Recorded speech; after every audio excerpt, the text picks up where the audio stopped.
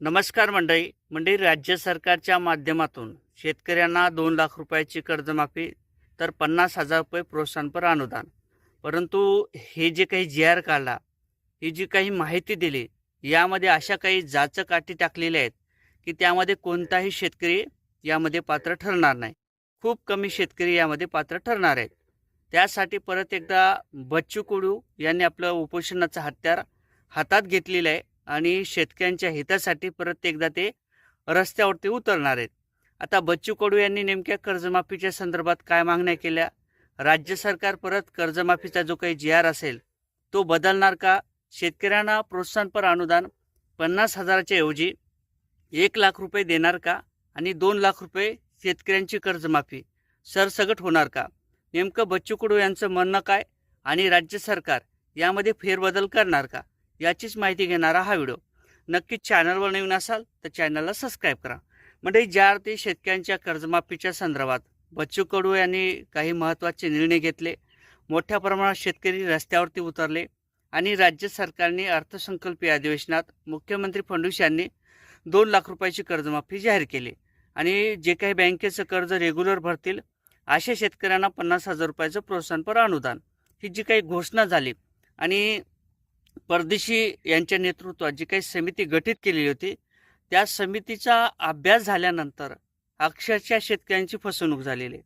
म्हणजे काय तर जे काही बँकेचं कर्ज रेग्युलर भरतील, ज्या शेतकऱ्याने सतत 2 वर्ष बँकेचं कर्ज रेग्युलर भरलेलं असेल किंवा त्यानंतर तो शेतकरी थकीत गेलेला असेल, तर सरकारचं म्हणणं आहे की अशा शेतकऱ्यांना फक्त आम्ही 50,000 रुपयाची प्रोत्साहनपर अनुदानाची रक्कम देऊ. आणि त्याचबरोबर 2017ला 2019ला जे काही कर्जमाफ्या झाल्या आणि त्या कर्जमाफीत ज्या शेतकऱ्यांनी लाभ घेतलेला आहे अशा देखील शेतकऱ्यांना यामध्ये वगळण्यात येईल, असं सुद्धा मुख्यमंत्री फडणवीस यांनी किंवा त्या जी आरच्या माध्यमातून सांगितल्याप्रमाणे आपल्याला माहिती मिळालेली आहे. परंतु अनेक शेतकऱ्यांच्या माध्यमातून 2019ला सुद्धा कर्ज घेतलेले, 2022ला सुद्धा कर्ज घेतलेले, 2023 असेल किंवा 24 असेल या दरम्यान सुद्धा कर्ज घेतलेले आहे आणि त्या शेतकऱ्याने बँकेचं कर्ज हे रेग्युलर भरलेले. मग अशा शेतकऱ्यांना वगळून चालणार का?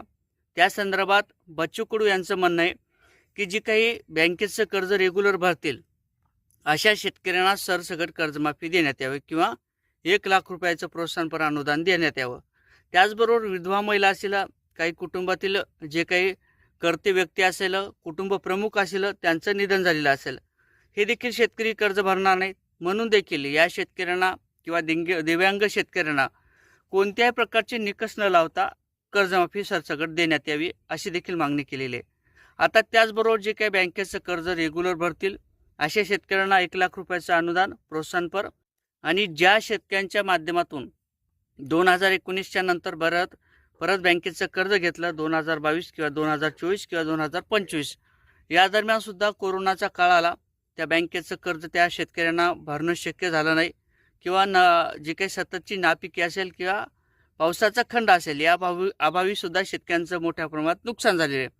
म्हणून अशा देखील शेतकऱ्यांना 2025पर्यंत कोणतेही निकष न लावता सरसकट 2 लाख रुपयाची कर्जमाफी देण्यात यावी, अशी देखील मागणी बच्चू कडू यांच्या माध्यमातून करण्यात आलेली आहे. आणि अशी एक योजना आणली पाहिजेत की बँकेचं कर्ज समजा एखाद्या शेतकऱ्याने 50,000 रुपये घेतलेलं असेल, तर त्या 50,000 रुपयामध्ये 25,000 रुपये कपात करून त्याला ती सवलत देण्यात यावी. म्हणजे काय तर दरवर्षी जे बँकेचं कर्ज रेग्युलर शेतकरी घेतात अशा शेतकऱ्यांना त्यातली निम्मी रक्कम ही माफ करण्यात यावी, अशी देखील मागणी बच्चू कडू यांच्या माध्यमातून झालेली आहे. आणि हा जी आर निश्चितच बदलणार आहे.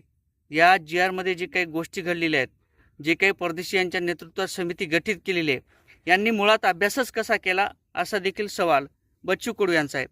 आणि निश्चितच जी काही कर्जमाफीची प्रक्रिया असेल ही निश्चितच जी आर बदलू शकतो.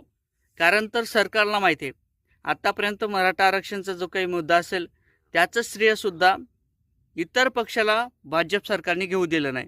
म्हणजे काय तर भाजपला जे काही गोष्टी घडवून आणायच्या, भाजपला जे काही निर्णय घ्यायचे आहेत, भाजपला जे काही घोषणा करायच्या आहेत त्या घोषणा करतात. आणि घोषणा झाल्यानंतर जोपर्यंत भाजपचा नेता किंवा भाजपला जोपर्यंत फायदा होत नाही तोपर्यंत त्या जी आरच्या संदर्भात कोणत्याही प्रकारचा विचार केला जात नाही.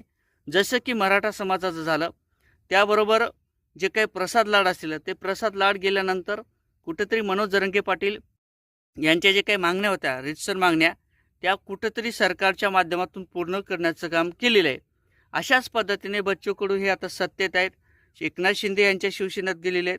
एकनाथ शिंदे आणि भाजपची सध्या युती आहे, म्हणून निश्चितच हा जी आर बदलू शकतो आणि 2 लाख रुपयाची कर्जमाफी दिली जाऊ शकते.